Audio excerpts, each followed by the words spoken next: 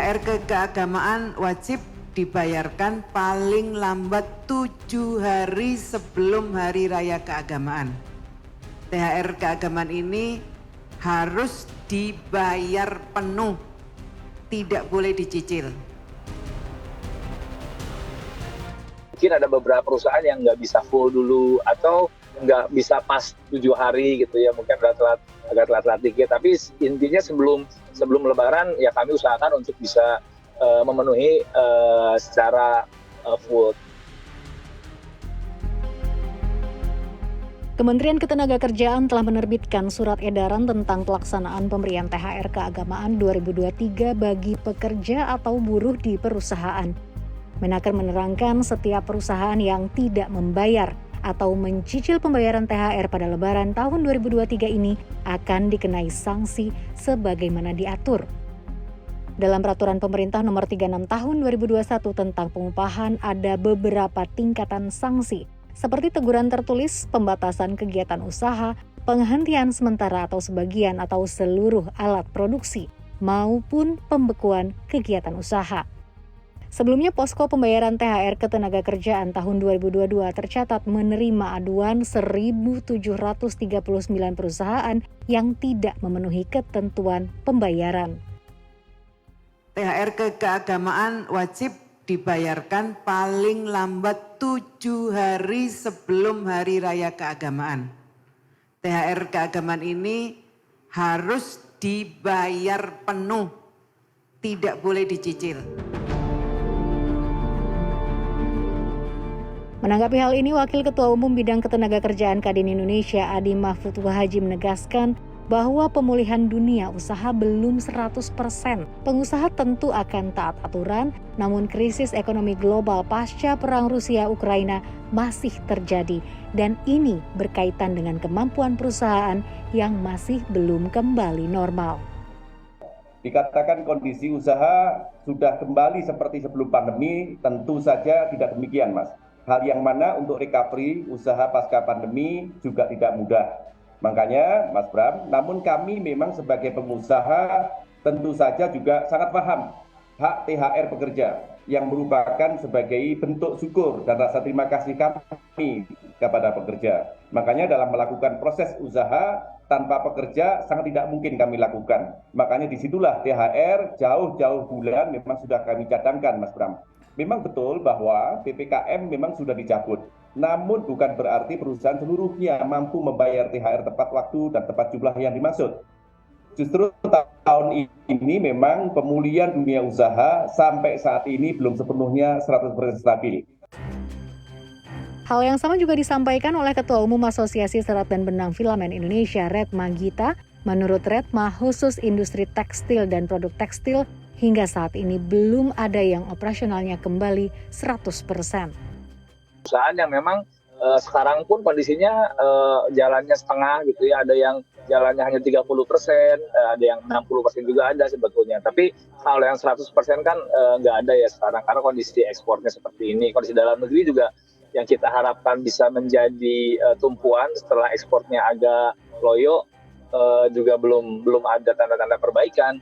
Jadi kami mengiranya pasti akan ada beberapa perusahaan yang tidak sanggup untuk sesuai dengan apa yang disampaikan oleh Bu Menteri tadi.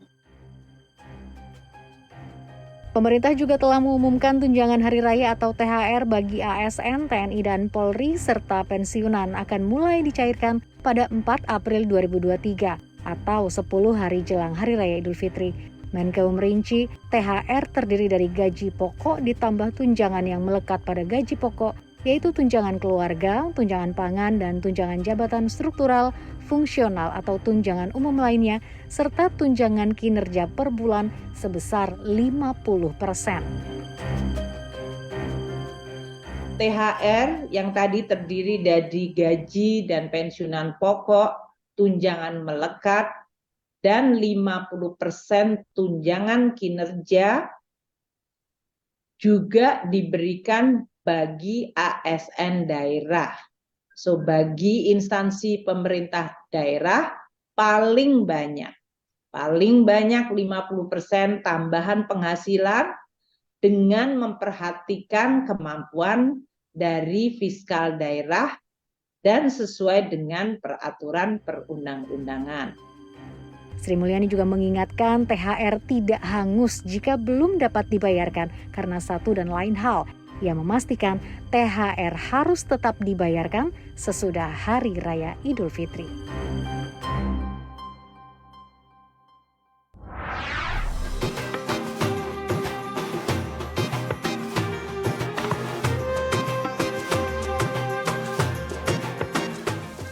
Seneng sih ya, jadinya dapat THR-nya jadi lebih cepat sih.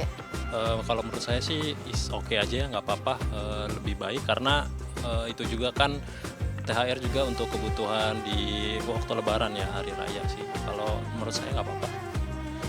Kalau menurut saya sih, kalau THR itu dikasih H-1 sebelum cuti bersama, bagus-bagus aja sih, sah-sah aja gitu kan. Karena juga kita bisa spare gitu kan untuk membeli kebutuhan saat Lebaran gitu.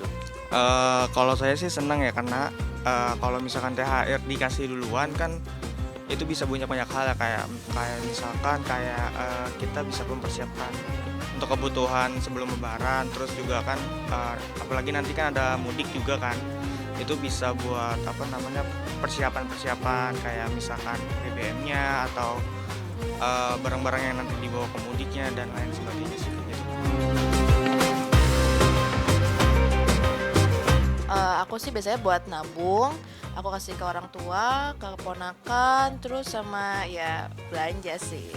Oh, kalau dari saya THR biasanya ditabung, terus ngasih ponakan-ponakan juga, terus ya buat belanja keperluan juga sih. Ya kalau saya sih paling buat keluarga, terus ya saudara-saudara yang di kampung rencana juga kan akan mudik keluar kota, jadi kita harus persiapin beberapa THR lah buat di kampung. Banyak nih Kak, yang pertama kan bantuin orang tua juga, terus buat mudiknya juga, terus habis itu juga bisa ditabung juga dan buat bantuin kebutuhan lainnya lah.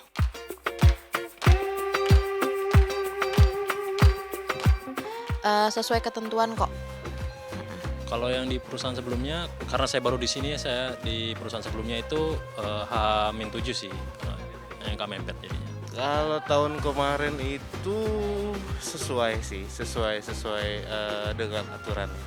Kalau yang udah saya alami sih, karena saya juga baru kerja nih Kak ya, itu menurut saya tahun kemarin tuh pas aja sih Kak. Jadi sesuai sama waktu yang kita butuhkan gitu.